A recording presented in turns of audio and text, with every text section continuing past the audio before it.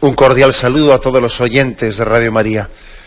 Un día más, con la gracia del Señor, proseguimos el comentario del Catecismo de nuestra Madre Iglesia. Hoy comenzamos dentro del artículo sobre el pecado, en el que estamos, en la parte tercera del Catecismo, la parte referida a la moral. El artículo sobre el pecado tenía pues una serie de partes menores: misericordia y pecado, que ya vimos; definición del pecado, que también vimos; diversidad de pecados, en eso habíamos concluido ya, y ahora abrimos un nuevo apartado: la gravedad del pecado, pecado mortal y venial.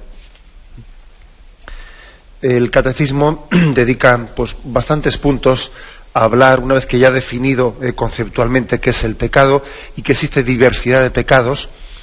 Ahora dedica pues una serie de puntos a especificar esa gravedad del pecado y ese doble concepto de pecado mortal o pecado venial. Es a partir del punto 1854. Dice así el primero de estos puntos, el 1854. Conviene valorar los pecados según su gravedad. La distinción entre pecado mortal y venial, perceptible ya en la Escritura, se ha impuesto en la tradición de la Iglesia. La experiencia de los hombres la corrobora. Afirmación pues de partida, que es conveniente. Es conveniente valorar los pecados según la gravedad. No para quitarle importancia a unos y a otros darles importancia, no, a todo le damos importancia. Pero dándole a todo importancia, pues tenemos que saber distinguir. Hay cosas que son más graves y menos graves, y creo que es en una batalla uno tiene que saber distinguir cuál tiene que ser su prioridad. Uno de los errores, yo creo que más graves que pueden ocurrir, ¿no? Pues en una estrategia espiritual, es el no saber priorizar a qué tiene que darle más importancia que a otra cosa. Uno tiene que saber que hay cosas más importantes en las que nos jugamos mucho más, y cosas que tienen su grado de importancia pero que no son tan definitivas. También hay que luchar con ellas, pero el saber distinguir es el inicio, es un punto básico para poder ganar una batalla. Saber discernir, saber distinguir lo grave de lo leve, etcétera. Me lo habéis oído muchas veces en este programa, pero yo creo que ocurre a veces que cuando relativizamos lo dogmático, luego hacemos un dogma de lo relativo. A mí me hace gracia ver que a veces cuando se le quita importancia a las cosas definitivas, a las cosas que son pues absolutas, cuando se les quita importancia, luego curiosamente a las cosas menores se hace de ellas un mundo. Pero hombre, ¿cómo es posible que colemos un mosquito y nos traguemos un camello? Si os fijáis en ese mismo pasaje evangélico en el que el Señor acusaba a los fariseos, ¿no?, de colar un mosquito y tragarse un camello, precisamente les está acusando de no distinguir. Hay que saber distinguir lo grave de lo leve, lo mortal de lo venial. Hay que saber distinguirlo. Si me permitís esta expresión, es mortal no saber distinguir lo grave y lo leve, lo mortal y lo venial. Eso sí que es mortal. Porque perdemos la perspectiva de la proporcionalidad, de no ser capaces de distinguir cuál debe de ser lo determinante en nuestra batalla, aquello por donde tenemos que priorizar nuestras fuerzas, en lo que no podemos pues escatimar ni un solo esfuerzo, de otras cosas que, siendo importantes, bueno, pues ciertamente en ellas no está teniendo lugar la batalla definitiva de nuestra vida, ¿no? Distinguir los pecados mortales de los veniales, pues es que es muy importante, ¿eh? Y ahí tenéis ese reproche, que creo que es bastante gráfico, del Señor a los fariseos, que les dice que están colando un mosquito y se están tragando un camello. Bueno, pues a esta conveniencia, que es un bien para nuestra vida espiritual de distinguir, ¿no?, entre lo grave y lo leve, aquí se añade el hecho de que en la Sagrada Escritura, en la tradición de la Iglesia y en nuestra propia experiencia, pues esto también así se ha hecho.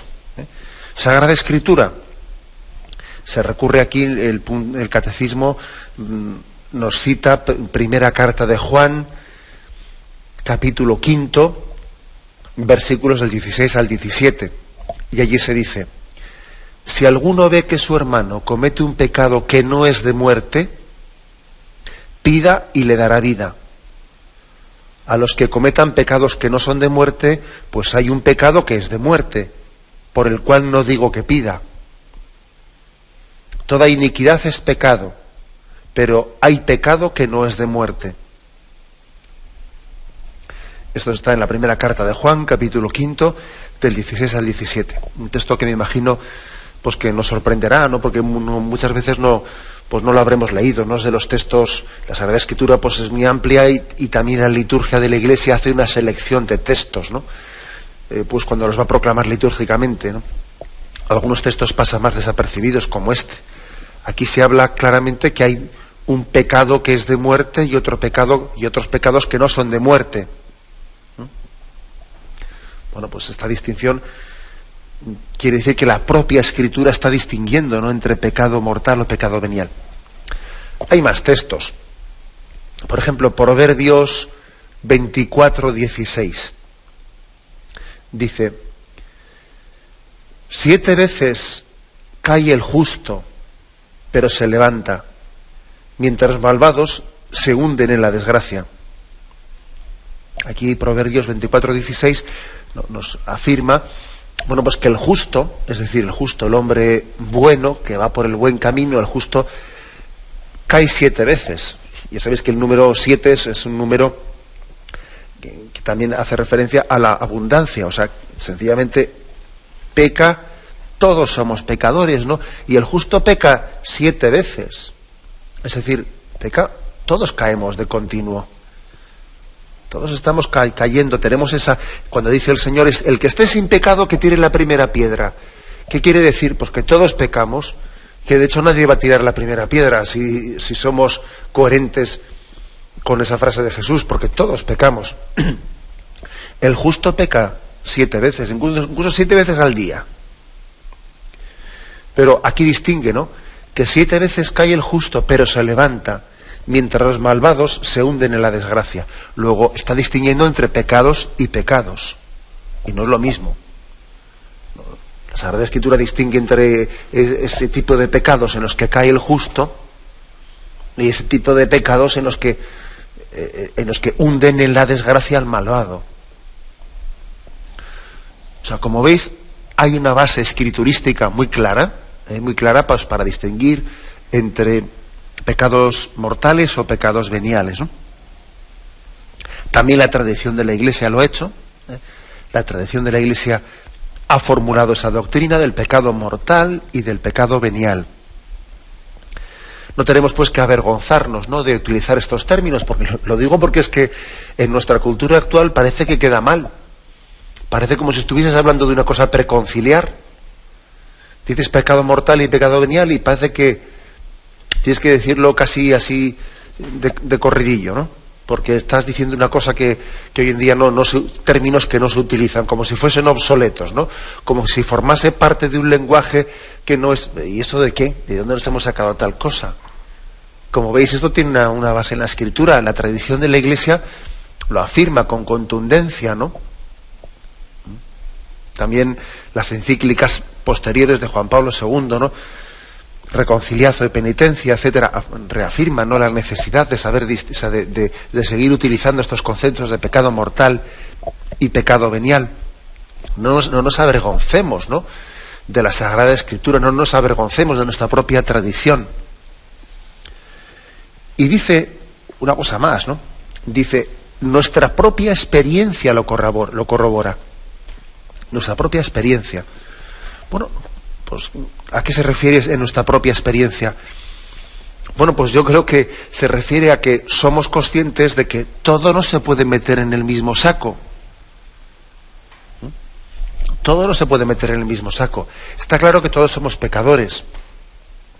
Está claro que cuando el Señor dice, el que esté sin pecado que tire la primera piedra, bueno, pues con ella nos está declarando a todos pecadores, pues claro que sí. Pero sería una excusa demasiado sibilina el escudarnos en que todos somos pecadores para equiparar pecado mortal y pecado venial.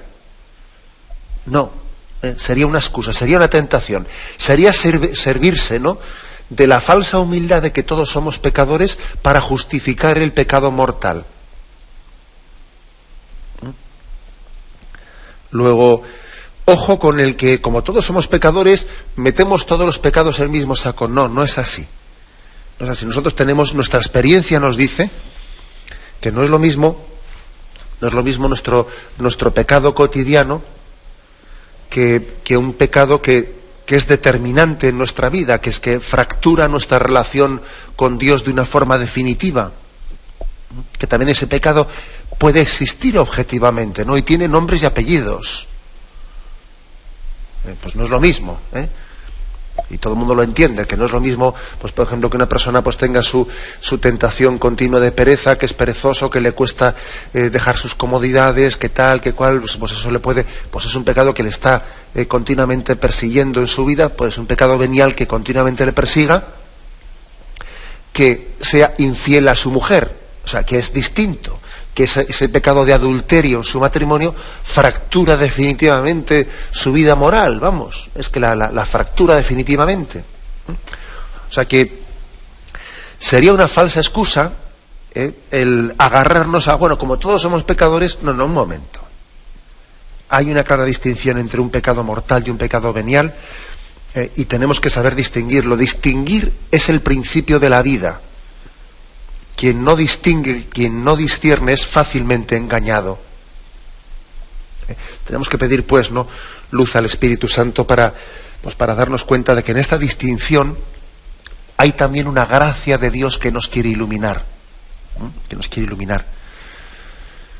Yo me acuerdo que en los primeros ejercicios espirituales que hice en mi vida, yo creo que tenía 15 años, pues los hicimos allí, pues en una casa de ejercicios de Urnieta, en Guipúzcoa, y me acuerdo que era un padre claretiano el que nos impartió aquellos ejercicios, y cuando concluyeron los ejercicios, a cada uno de nosotros nos repartieron una estampa. Me acuerdo que era el Cristo de Velázquez, y aquí el sacerdote, en la parte de atrás de esa estampa, nos escribió cada uno unas palabras, ¿no? Yo conservo con mucho cariño esa estampa. Y dice allí, ¿no?: viviré habitualmente en gracia de Dios, y si caigo me levantaré. Ese era como el programa principal, ¿no?, el ABC que se nos proponía, fruto de unos primeros ejercicios espirituales, ¿no? Viviré habitualmente en gracia de Dios, y si caigo me levantaré. ¿A qué se refería? Pues a vivir sin pecado mortal. Se refería a que somos conscientes de que todos tenemos pecados veniales, ¿no?, que el justo peca al día 7 veces, pero se refería a no hacer pacto con el pecado mortal, a vivir habitualmente en gracia de Dios.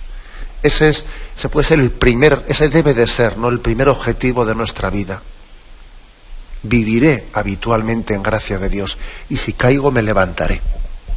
Bien, tenemos un momento de reflexión y continuaremos enseguida. Continuamos en este programa del Catecismo de la Iglesia Católica, explicando este apartado, la gravedad del pecado, pecado mortal y venial.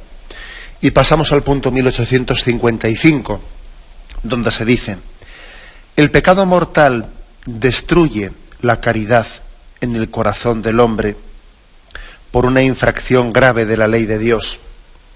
Aparta al hombre de Dios, que es su fin último y su bienaventuranza, prefiriendo un bien inferior. El pecado venial deja subsistir la caridad, aunque la ofende y la hiere.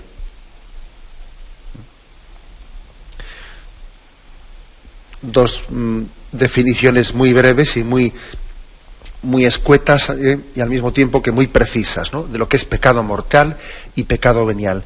El pecado mortal destruye la caridad en el corazón del hombre, y el pecado venial hiere la caridad.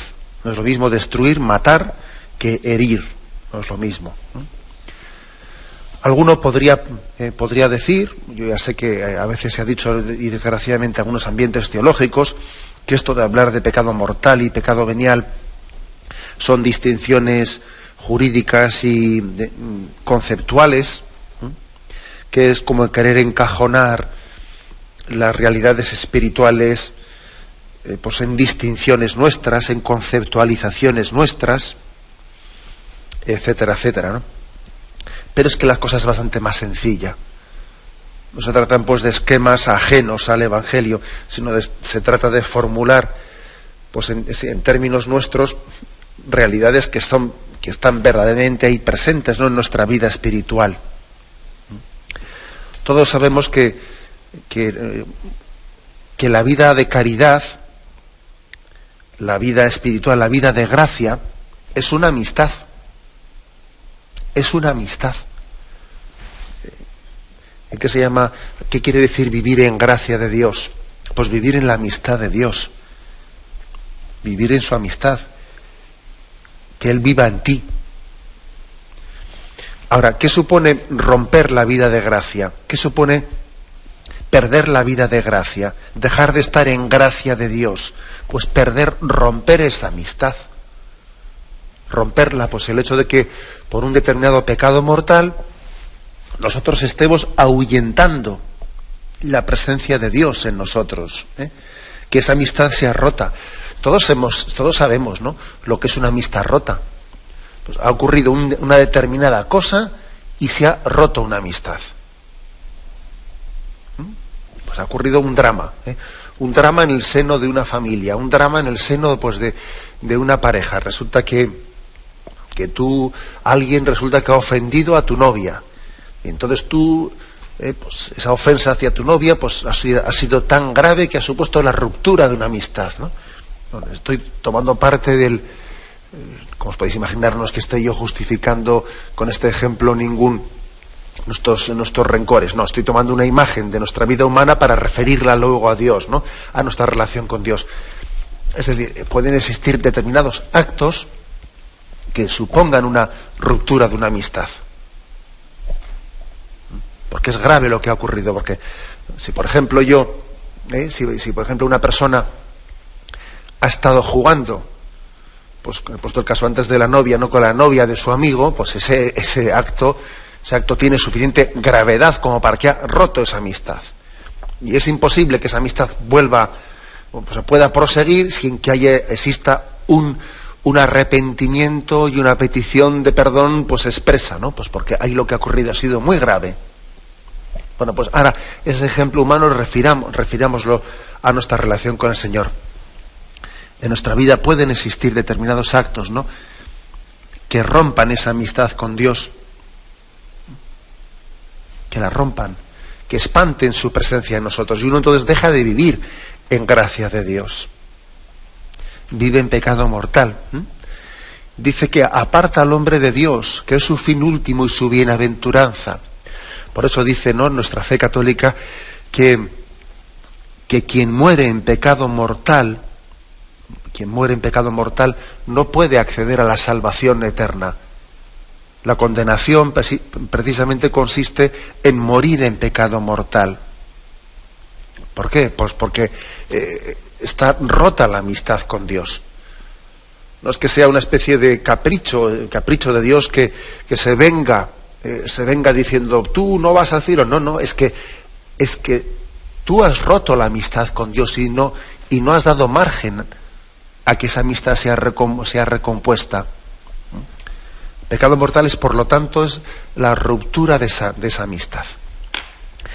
Y el pecado venial deja subsistir la caridad, o sea, no la rompe, pero la ofende, la hiere.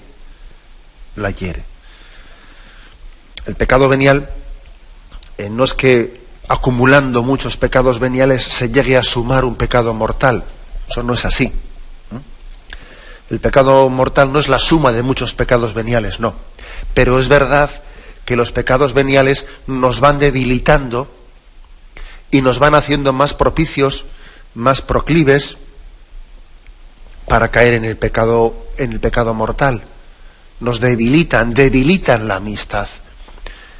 Es una amistad que se va enfriando. Es una amistad que, pues, como también podemos volver a recurrir, ¿no?, a nuestra experiencia humana y poner ese ejemplo de la amistad humana. Hay amistades humanas que no se han roto. No ha habido una ruptura, no ha habido un hecho grave como ese que he puesto yo antes, de que el otro había tonteado con la novia de su amigo, ¿no? No ha existido un caso como ese, pero sí que ha existido un alejamiento progresivo, un enfriamiento. Ha sido, pues, una amistad que poco a poco se va debilitando, ¿no? Esa es la imagen del amor humano que podríamos referir a Dios para entender qué es el pecado venial. ¿El pecado venial es incompatible con la salvación en el momento de la muerte? No. El pecado venial sí es compatible con la salvación, pero lógicamente, pues necesita una purificación. Permitidme que eche mano de la encíclica publicada por Benedicto XVI, ¿no? Spe Salvi, su segunda encíclica. En esperanza hemos sido salvados, que este es el título de esa hermosísima encíclica, que el título se ha tomado de Romanos 8:24. En esperanza fuimos salvados. Spe Salvi, facti sumus. Bien, pues en esa encíclica, a partir del número 45 de la encíclica, habla de estos conceptos, del concepto de la purificación, de cómo el pecado mortal nos impide, o sea, el pecado mortal rompe la amistad con Dios, y por lo tanto lo connatural con el pecado mortal en el momento de la muerte es la condenación, es la cerrazón a esa amistad libremente ofrecida por Dios, ¿no? Pero tampoco falta, dice él, la idea de que, pues en la Sagrada Escritura, ¿no?, de cómo también se dan purificaciones y curaciones después de la muerte, en las que el alma madura para la comunión con Dios. Eso también forma parte de la tradición cristiana. La Iglesia primitiva, pues, fue poco a poco desarrollando, ¿no?, esta sensibilidad, y fue orando por los difuntos, porque era consciente de que también existía, pues, una necesidad de recomponer un alma que no había muerto suficientemente purificada. No había muerto en pecado mortal, es decir, no había muerto en una ruptura con la amistad con Dios, pero sí que tenía aspectos de su vida que no habían sido suficientemente purificados, ¿no? Y entonces dice el Papa, pues, que la Iglesia primitiva, en la primera Iglesia cristiana, ya comenzaba, ¿no?, poco a poco, pues, a instaurarse esa costumbre de oración por los difuntos, ¿eh?, desde el primer momento. Bueno, pues dice Benedicto XVI en esta encíclica, dice algo que es curioso. Dice: no obstante, según nuestra experiencia, ni lo uno ni lo otro son el caso normal de la existencia humana. ¿A qué se refiere con ni lo uno ni lo otro? Se refiere, pues, que ni el morir perfectamente purificado, ni el morir, pues, en la plena y perfecta santidad de alguien que está perfectamente preparado para ir a ver el rostro de Dios en el cielo, por desgracia no es tan frecuente, ni lo otro, ni que exista la maldad tan grande de cerrarse al arrepentimiento y a la misericordia de Dios, ¿no?, que es el estado de condenación. Dice él, según nuestra experiencia, hombre, nos podemos equivocar, ¿no? Dice, pero ni lo uno ni lo otro son el caso normal de la existencia humana. Ni la maldad tan grande de cerrarse al arrepentimiento y a la misericordia de Dios, que es el estado del infierno, ni el perfecto estado de purificación que nos permitan ir al cielo sin necesidad de ser purificados, ¿no? Bueno, en gran parte de los hombres eso podemos suponer, dice humildemente el Papa, porque nosotros no podemos afirmar categóricamente cuántos se salvan, ni cuántos se condenan, ni cuántos van al purgatorio. Estamos hablando de una suposición nuestra, ¿no? Pero dice él, en gran parte de los hombres, en lo profundo de nuestro ser queda una apertura interior a la verdad, al amor, a Dios. Pero en estas opciones concretas de la vida, esta apertura se ha empañado con nuevos compromisos con el mal. Hay mucha suciedad que recubre la pureza. Mucha suciedad que recubre la pureza. Y entonces sigue el Papa. ¿Qué sucede con estas personas cuando comparecen ante el juez?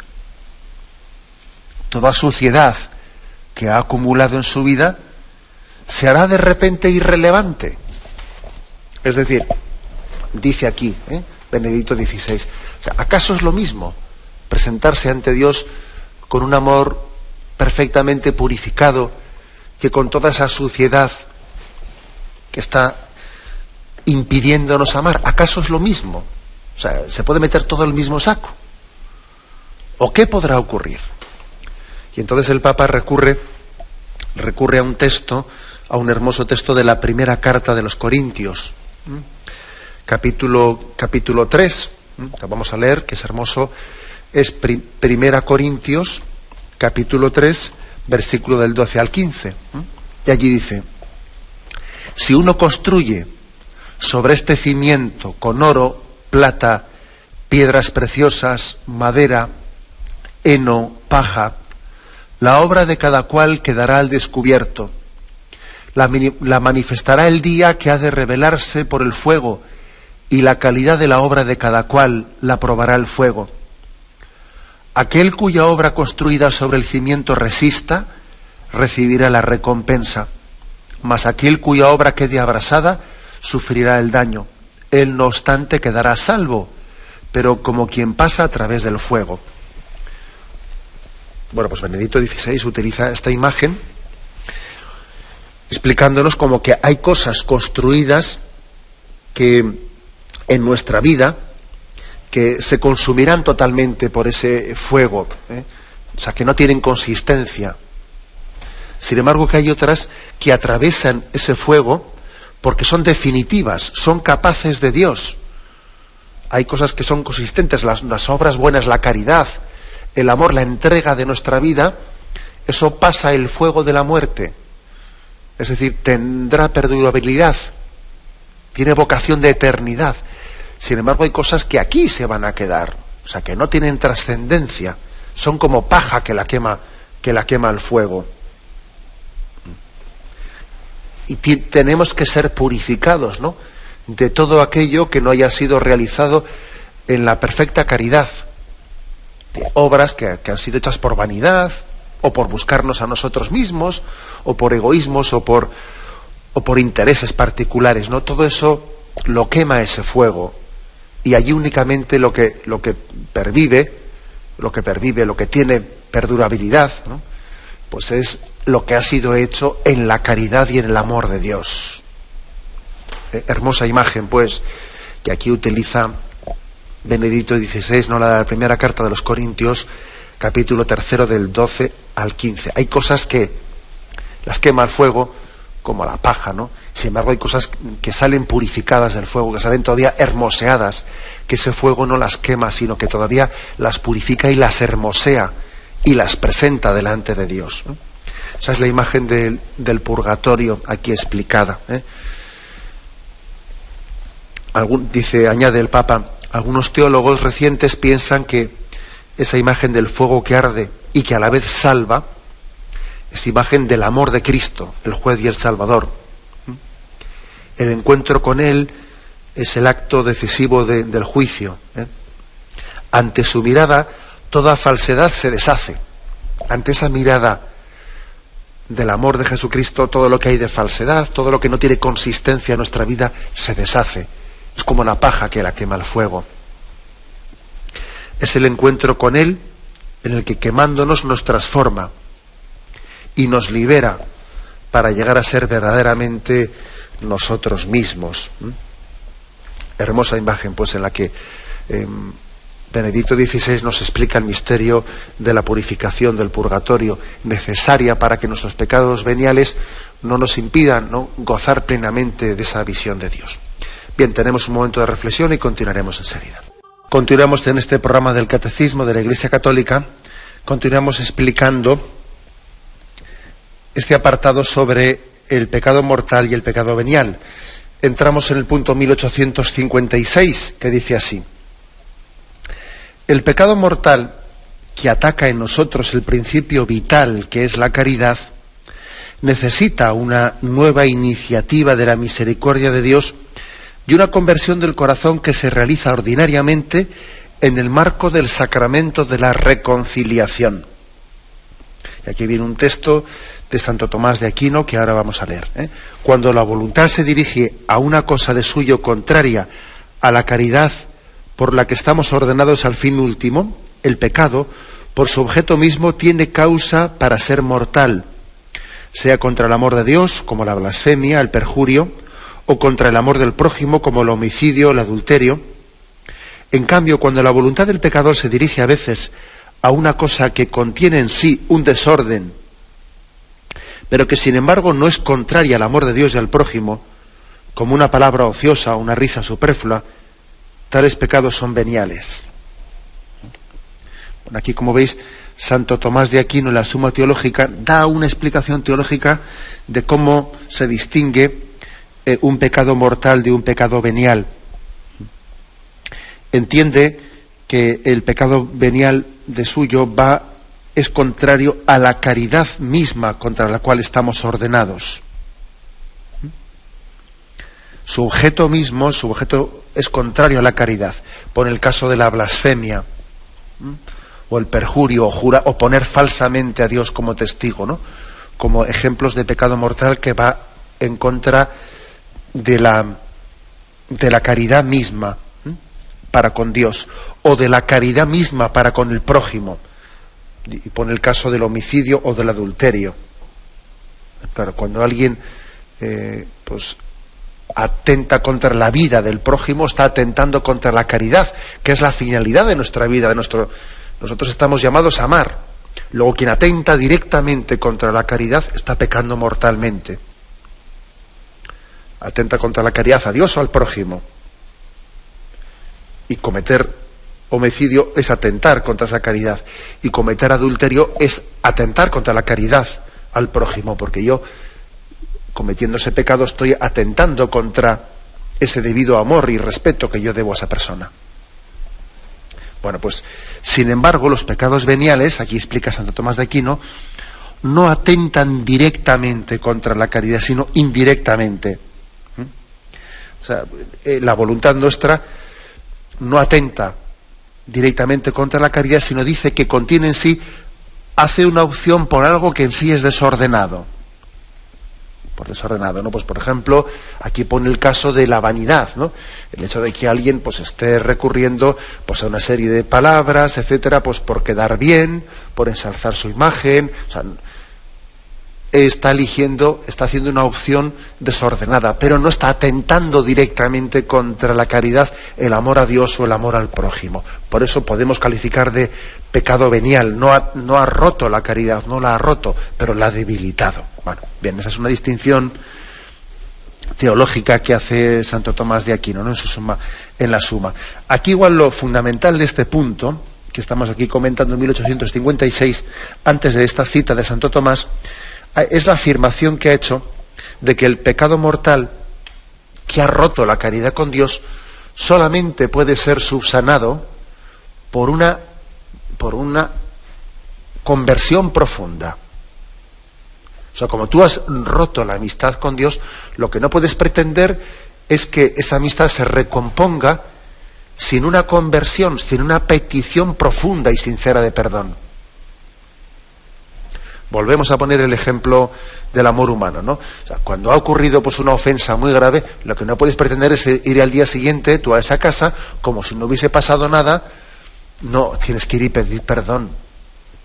O sea, es decir, haya habido una fractura de relación humana y que has roto esa amistad. La única manera de recomponer eso es pidiendo perdón humildemente y esperando a que esa petición de perdón tuya sea acogida. Bueno, traslademos esta experiencia humana a nuestra relación con Dios. Todo ejemplo siempre, cuando se refiere a Dios, pues hay que purificarlo. Pero, es decir, si nuestra relación de amistad con Dios ha sido rota por el pecado mortal, pues solamente con una profunda conversión en la que el hombre pida perdón y se abra a la misericordia de Dios, se puede recomponer esa amistad. O sea, no puedes pensarte tú que ahí no ha pasado nada. O sea, también esa llamada a la conversión es una llamada a que uno caiga en cuenta de la gravedad de lo que ha hecho, ¿no? Y se abra a una profunda conversión. Nos recuerda aquí el catecismo, dice: esta conversión del corazón se realiza ordinariamente en el marco del sacramento de la reconciliación.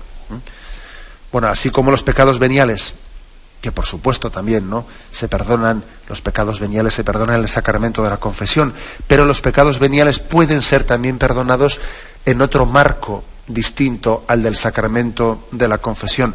Los pecados veniales también se perdonan, por ejemplo, haciendo pues obras de caridad, obras de penitencia, en sacrificios concretos que ofrecemos al Señor, ¿no? Los pecados veniales también se perdonan con nuestra oración. Incluso también los pecados veniales se perdonan con la propia Eucaristía. La Eucaristía es fuente también de perdón de los pecados veniales. Comulgar bien es también purificarnos de los pecados veniales. Si bien es cierto que la Iglesia Católica nos recomienda que nos confesemos habitualmente de nuestros pecados veniales, pues porque también supone el sacramento de la confesión una luz especial, ¿no?, para conocer esos pecados y decidirnos, ¿no?, a luchar contra ellos. Bien, pero sin embargo, los pecados mortales que suponen esa fractura en nuestra relación con Dios, no se perdonan pues por estas otras vías a las que me he referido yo ahora, ¿no? Pues por esa obra de caridad con el prójimo, o un sacrificio, o una limosna, y mucho menos comulgando, porque se nos pide precisamente que cuando alguien está en pecado mortal no se acerque a la comunión antes de haberse reconciliado. El pecado mortal tiene otra forma, otro conducto para ser perdonado, y como nos dice aquí, ese conducto pues es ordinariamente el sacramento de la reconciliación. ¿Por qué matiza eso de ordinariamente? Hombre, pone ese matiz porque podría caber pues que una persona, un cristiano, un católico, no tenga, que está en pecado mortal, no tenga la posibilidad, la ocasión de acercarse al sacramento de la penitencia, y entonces recurre a hacer un acto de contrición, con el voto, con la promesa de acercarse a confesarse cuando pudiera hacerlo, acercarse a la mediación de la Iglesia, y a falta de posibilidad real de poderse acercar al sacramento de la confesión, también esa fórmula es un conducto por el que el Señor perdona los pecados, puede perdonar los pecados mortales. El hacer un acto de contrición lo más perfecto posible, con el voto, con la promesa de acercarse a confesarse en cuanto que uno pudiera tener posibilidad. Bien, pero por eso ha hecho ese matiz de ordinariamente, el marco en el que se produce ese encuentro de conversión y de encuentro entre la misericordia y el arrepentimiento, es el sacramento de la confesión. Los pecados mortales tienen un lugar, ¿no?, para ser regenerados, para que seamos regenerados nosotros, ¿no?, para poder volver a nacer de nuevo, que es el sacramento de la confesión. Tenemos que dar muchas gracias a Dios por este sacramento, ¿no? Es un sacramento en el que nacemos a una vida nueva. Es un milagro, un verdadero milagro moral, el que tiene lugar en el sacramento de la confesión. Es un don de Dios, ¿no?, que tenemos que valorar verdaderamente. Pues bien, nos quedamos en esta explicación. Hemos explicado hoy los 3 primeros puntos, de 1854 al 1856. Todavía continuaremos, porque aquí el catecismo se está explayando en estas distinciones entre pecado mortal, pecado venial, con todas las implicaciones que ello conlleva. Como decíamos al principio, discernir, pues es un principio necesario para poder avanzar en la vida espiritual. Tenemos el tiempo cumplido. Me despido con la bendición de Dios Todopoderoso. Padre, Hijo y Espíritu Santo, descienda sobre vosotros. Alabado sea Jesucristo.